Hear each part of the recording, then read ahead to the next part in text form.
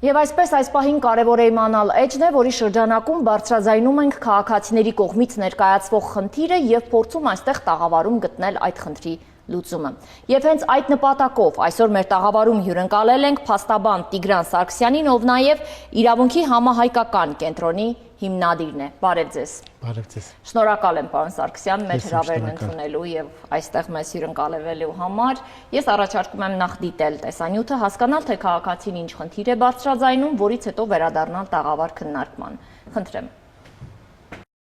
Ես ծառայել եմ որպես ֆինանսական բաժնի ղեկավար ֆինանսիստ։ Ես ստանալով վարժանքներին մասնակցել ծանոթագիրը որպես օրինապաշտ քաղաքացի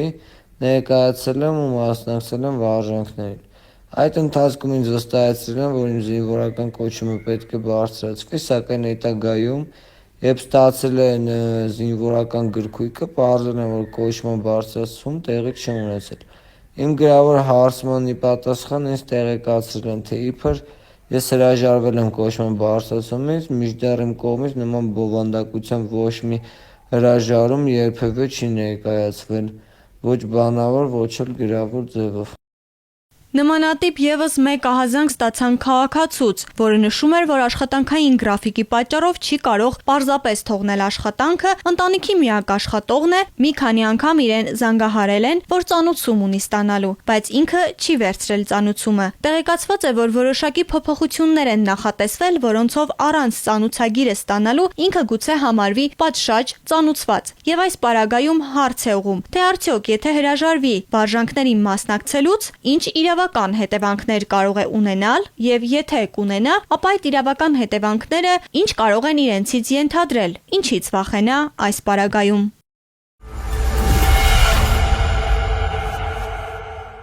Քննարկենք առաջին խնդիրը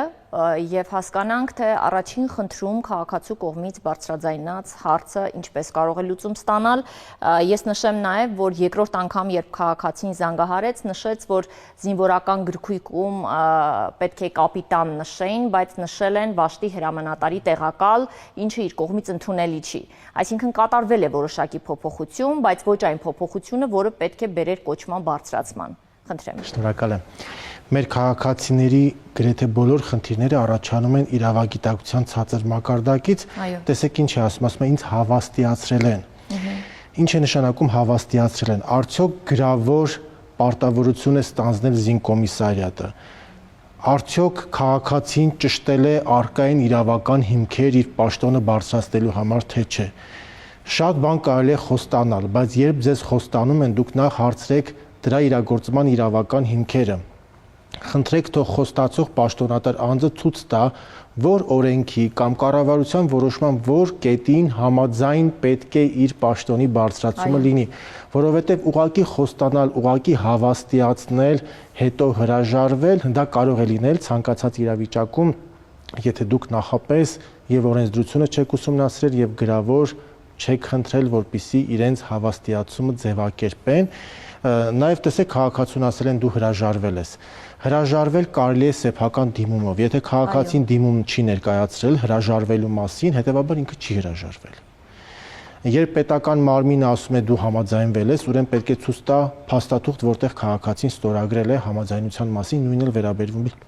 հրաժարվելուն։ Եթե քաղաքացին հրաժարվել է, ապա դրա վերաբերյալ պետք է լինի գրավոր թուղթ։ Ես խնդրեմ քաղաքացիներին, տեսեք ինքը ամեն դեպքում վերջում գրավոր հարցում է արել։ Այդ գրավոր հարցում ինքը պետք է գործընթացից առաջաներ, նախապես գրավոր ստանար հավաստիացումը ու կանխատեսելի կլիներ այդ դեպքում իր սպասելիքները։ Ես իհարկե հասկանում եմ եւ ընդունում, բնականաբար համամիտ եմ, որ փաստաթղթերի եւ ապացույցների տեսանկյունից մենք ավելի ամուր դիրքերում կլինենք, եթե ունենայինք դա, սակայն մյուս կողմից էլ պետական մարմնի ներկայացուցիչ է, ում հանդեպ քաղաքացին ունի վստահություն։ Եվ հենց այդ վստահությամբ շարժվելով է, որ նա փաստացի չի իրականացրել այս քայլերի հաջորդականությունը։ Թերևս պետք է խորհուրդ տանք, որ անգամ նմանատիպ դեպքերում վստահության շեմ այդքան բարձր չլինի եւ այն ամենայնիվ որոշիչ քայլեր ձեռնարկվեն իր կողմից։ Այս պահին իր կողմից ձեռնարկվող քայլերի հաջորդականությանն անդրադառնանք, ինչ կարող է անել քաղաքացին։ Ես օրինակ հարցադրում իրականացրեցի, արդյոք կարող է ներկայացնել փաստեր, որ իր հետ նույն ժամանակաշրջանում վերապատրաստման այդ զորավարժանքներին մասնակցած քաղաքացիները ստացել են կոչման բարձրացում, եթե ստացել են, ապա դա կարող է հիմք հանդիսանալ համանման իրավիճակում գտնվող անձի համար հայցել այն իրավունքը, որը ստացել են այլ ազգ։ Շատ ճիշտ եք։ Քաղաքացին նախ պետք է ճշտի, արդյոք այդ հավաստիացումը օրենքից բխում է, իրեն ինչ որ խոստացել են օրինական է, հնարավոր է ընդհանցակարգեր կան, հիմքերը բավարար կան, եթե կան, ապա կիրառվել է այլ անձի նկատմամբ նույն պայմաններում, թե չէ։ Եթե նույն պայմաններում այլ անձի նկատմամբ կիրառել է, ինքը կարող է համառություն դրսևորել, պահանջատեր լինել եւ նույն կոչման ինքը եւս կարժանանա։ Այո, եւ ես ամփոփելով այս առաջին մասը ուզում եմ հորդորեմ այն քաղաքացիներին, ովքեր ստանում են ծանուցում զինվորական պարտադիր զորավարժանքներին մասնակցելու համար, ուշադիր եղեք, թե ծանուցման մեջ ինչ է նշված։ Գուցե հենց այդ ստացված ծանուցման մեջ մատնանշված է, որ դուք նմանատիպ գործողություններ կատարելուց հետո ստանալու եք հերթական զինվորական կոչումը, կամ եթե չեք ստացել դա, ապա հետադարձ նամակով, պատասխան նամակով կարող եք հայցել տեղեկատվություն, արդյոք մասնակցելուց հետո դուք ունենալու եք հնարավորություն բարձրացնել ձեր կոչումը։ Այդ փաստաթղթերը ձեզ համար հիմք կհանդիսանան, որպեսզի հետագայում թե ձեր իրավունքները չոտնահարվեն, թե ոտնահարման դեպքում կարողանաք գրագետ պաշտպանել դրանք։ Անցում կատարենք երկրորդ մասին, երբ քաղաքացին պարզապես իր աշխատանքային բնույթից ելնելով եւ գրաֆիկից եւ ընտանիքում միակ աշխատողը լինելու հանգամանքից ելնելով պարզապես չի կարողանում գնալ այդ զորավարժանքներին մասնակցել։ Ինչ կարող է անել նա եւ ինչ իրավական հետևանքների կարող է բախվել։ Նախ նշեմ, որ քաղաքացիները պարտավորություն ունեն եւ այդ պարտավորությունը կատարելու համար բացառող հանգամանքներ կան, առողջական վիճակն է եւ ընտանեկան վիճակը, որոշ դեպքերում նաեւ աշխատանքի կարգավիճակը։ Կախված իր զբաղեցրած պաշտոնի կարեւորությամբ, շատ դեպքերում նաեւ անփոխարինելի աշխատող լինելու հանգամանքով եւ նաեւ այդ պետական եւ հասարակական կարգի հետ անվտանգություն ապահովելու պահանջից ելնելով ունեն որոշակի գործառույթներ իրականացնող անձինք, որոնք կարելի ասել անձեռնամխելի են եւ դրանց ցուցակը կա սահմանված, նաեւ պաշտպանության նախարարի հրաման կա եւ քաղաքացին եթե գտնում է, որ ինքը նման անձանց շարքին կարող է դասվել, կարող է նաեւ պաշտոնական հարցում անել պաշտպանության նախարարություն եւ պատասխան ստանալ։ Ծանուցված լինելու հանգամանքով տեսեք, հիմա հրապարակային ծանուցումների հետ կապված շատ քննարկումներ ա գնում։ Նաև հեռախոսակապով քաղաքացին կարծես դա էլ նշեց, որ ազդարարով ծանուցվում է եւ ինքը կարող է դրա մասին չիմանալ, հետո իրեն կարող են մեղադրանք ներկայացնել։ Ես ուզում եմ ասել, որ ազդարարում եւ նաեւ ընդհանրապես ցանկացած հրապարակային եղանակով ծանուցում ներկայացնելը, եթե մենք նայում ենք քրեական դատավարության տեսանկյունից իրավաչափ չէ, հենց կոնկրետ այս հանցակազմի տեսանկյունից է, որովհետեւ այդ վարժական հավաքներից խուսափելու հանցակազմը նախատեսում է սուբյեկտիվ կողմ դիտավորություն, ուղղակի դիտավորություն, այսինքն անձը պետք է հատուկ նպատակադրված չմտնի ազդարար եւ հատուկ նպատակադրված չծանուցվի, որ համարեն ինքը հանցանք է արել, բայց դա հնարավոր չի հիմնավորել, ուղղակի դիտավորություն կա, այստեղ անզգուշությամբ հանցանք հնարավոր չի կատարել։ Հնարավոր չէ դիտավորություն տեսնել այն գործընթացում, երբ օրինակ մեկից ավել անգամներ ծանուցում է գնացել փոստային բաժանմունք եւ անձը կամ նշված է վերադարձվել է կամ չի ընդունել նմանատիպ վերտառությունները, կարող են դիտավորություն հանդիսանալ։ Եթե հետադարձ նշման մեջ նշվի հրաժարվել է ստանալ միգուցե, բայց մնացած բոլոր դեպքերում հնարավոր չէ սուբյեկտիվ կողմի դիտավորությունը հիմնավորել, տեղափոխված է, անհայտացած է կամ ուղղակի ազդարարում հրապարակում ես եւ մտածում ես, եթե ինքը հատուկ չի մտնում, չի նայում, ապա ծրագրավորած է դա անում, չէ, կարա նաեւ համակարգչից օգտվելու հմտություններ չունենա, կարա ինֆորմացված չլինի եւ դրանով պայմանավորված ծանուցված չլինի, դրա համար նման գործերը ես չեմ կարծում, որ քննչական կոմիտեներում հեռանկար կունենան, միգուցե զինկոմիսարիատները դրանք ուղարկեն քննչական կոմիտե, բայց այնտեղ հանցակազմի սուբյեկտիվ կողմի հիմնավորումը կարծես թե անհնար կլինի։ Այո։ Եվ տեսեք, շատ անհանգիստ են, նույնիսկ արտերկրից զանգում, ասում են հնարավոր է այդտեղ իմ հասցեով նամակ գնա, ես չլինեմ, տեղեկացված չլինեմ, հետո Հայաստան վերադառնամ, պարզվի քրեական գործ կա, ինձ օդանավակայանում ձերբակալեն, հետո կանոնավորեն, այսինքն ամբողջ հայությունը այսպես տագնապի վախի մեջ է, դրսում նույնիսկ ապրող հայերը, եւ այդ ազդարարն էլ հարցնում են, ասում են մենք ոնց նայենք, ոնց հետևենք, բայց հիմա ընդամենը 1-2 զինկոմիսարիատում է, որ որպես փորձարկում կիրառվում է, համատարած չի կիրառվում, համար 2-ում է կիրառվում եւ ասել, որ բոլոր զինկոմիսարիատները ազդարարում հրապարակում են, այդպես չէ։ Եվ վերջի վերջո մեր քաղաքացիներին թերևս հանգստացնենք հենց այս տաղավարում հնչած իրավական լուրջ հիմնավորումներով, որ դուք պետք է ծանուցվեք եւ եթե անգամ ազդարարում դուք ապրում եք արտերկրում եւ ազդարարում ենթադրենք տեղադրվել է հայտարարություն, մեկ է դուք կարող եք ձեր անձնագրային մուտքի եւ ելքի կնիքներով հաստատել, որ դուք Հայաստանի Հանրապետությունում չեք եղել եւ բնականաբար պարտավորություն չունեիք հետևելու որևէ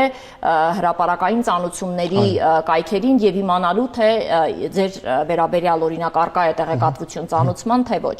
Նաև նշեմ, որ քաղաքացիների պարտավորությունները պետք է օրենքով սահմանված լինեն, օրենքով չսահմանված պարտավորություն չի կարող դրվել նրանց վրա, եւ հետեւաբար, եթե որևէ նորմով նշված չէ, որ ինքը պարտավոր է ամիսը 1 կամ շաբաթը 1 մտնել, ազդարար եւ նայել, չի կարելի մեղադրել, որ դու դա չես արել։ Շատ լավ։ Քաղաքացին ունի առողջական խնդիրներ, հիմա էլ առողջական խնդիրներից ելնելով է խուսափում գնալ։ Այս հարցին եւս անդրադառնանք, թե նրա կողմից ինչպիսի ապացույցների շրջանակ պետք է ներկայացվի։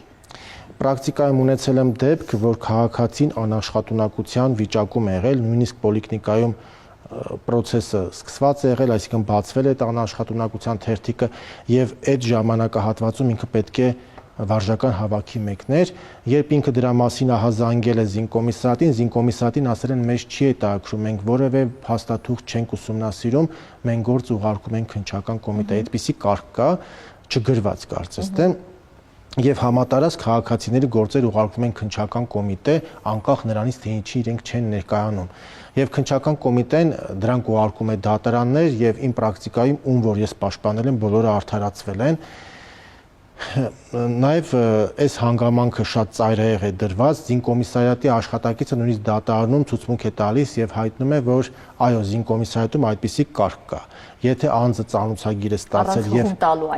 այո, ներքին կարգ կա, որ եթե անձը ծանուցագիր է ստացել եւ չի ներկայացել, նույնիսկ եթե ինքը հարգելի պատճառներ է ներկայացնում, դա չի քննարկվում զինկոմիսարիատում, դա ուղարկվում է քննչական կոմիտե, որպեսզի այնտեղ քննարկվեն։ Արդյունքում անհանգստություններ քաղաքացիների մոտ, վախեր, տագնապներ, ծանրաբեռնվածություն քննչական կոմիտեում, դատարաններում, որը արդյունավետ չի մեր քաղաքացիների եւ պետության շահերից չի բխում։ Նաեւ նշեմ, որ քրեական օրենսգիրք ունի խրախուսական նորմ։ Քաղաքացիները թող իմանան, որ եթե իրենք վարժական հավաքից խուսափել են կամ չի ստացվել, չեն ներկայացել եւ գործը գնացել է քննչական կոմիտե, նույնիսկ եթե առողջական գանգատներ ունեն եւ այդ հիմքով իրենք չեն մասնակցել, իրենք փորձաքննությունների են ենթարկվում։ Եթե կճանաչվեն ոչ պիտանի, կազատվեն վարժական հավաքից, բայց եթե պիտանի կճանաչվեն եւ միևնույն ժամանակ կա քրեական գործ, իրենք մեղադրյալ են։ Օրենքը նախատեսում է խրախուսական նորմ, հաջորդ վարժական հավաքին մեկնելու դեպքում քրեական հետապնդումը դադարեցվում է։ Այսինքն զինկոմիսարիատներում, որ վախեցնում են, ասում են, այ եթե դու չգնաս, քեզ կուղարկենք քո գործը քննչական կոմիտե եւ դու կդատապարտվես, դրանից թող չանհանգստանան, որովհետև դատապարտվել հնարավոր չէ, եթե գործի քննության ցանկացած փուլում ինքը կամավոր ցանկանա մեկնել վարժական հավաքի։ Իհարկե թող տպավորություն չստեղծվի, թե մենք ներկայացնում ենք այնպիսի բացեր կամ քայլեր, որը ձեզ հնարավորություն կտա խուսափել կամ չներկայանալ այդ պարտադիր գործողությունները կատարելուն, ինչպես նշվեց, դա պարտականությունն է եւ յուրաքանչյուրս ունենք պարտականություններ մեր երկրի, մեր պետության առաջ եւ ես կարծում եմ այն քաղաքացիները, ովքեր իրապես չունեն նմանատիպ խնդիրներ, թե աշխատանքի անփոխարինելի աշխատող, թե ընտանեկան վիճակից ելնելով, թե առողջական, այո, պետք է մասնակցեն այդ զորավարժություններին եւ իրենց պարտականությունը կատարեն պետության նկատմամբ։ Ձեր շնորհակալություն եմ հայտնում, քայլերի հաջորդականություն, խորհուրդ, որ կցանկանայիք վերջում հնչեցնել մեր քաղաքացիներին նմանատիպ իրավիճակներում հայտնվելու պարագայում ինչ կարելի անել եւ շատ կարճ նաեւ փոքրիկ անդրադարձ անփոխարինելի աշխատող հանդիսանալու պարագայում գործատուից է պետք տեղեկանք վերցնել, թե այնուամենայնիվ պետք է հարցում անել Պաշտպանության նախարարություն։ Կան պաշտոններ, որոնց մասին հստակ կարող եմ ասել, ազգային ժողովի падգամավորներ, դատավորներ իրենք վարժական հավաքների մասնակցության ենթակա չեն, կան նաև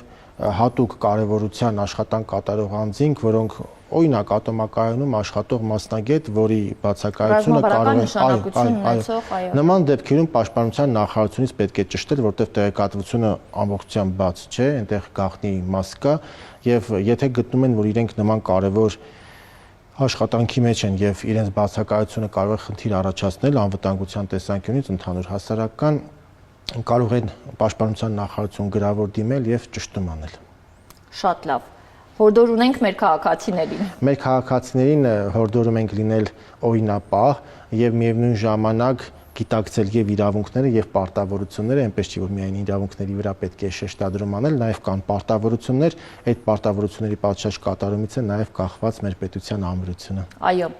Ես հիշեցնում եմ, որ այն բոլոր խնդիրները, որոնք առաջ են գալիս մեր կյանքում, դրանց հիմնական պատճառը իրոք իրավագիտակցությունն է։ Փորձեք բարձրացնել իրավագիտակցությունը, հետևեք մեր էջերին, որովհետև այնինչ, որ մենք այստեղ խոսում եւ քննարկում ենք, կարևոր է իմանալ։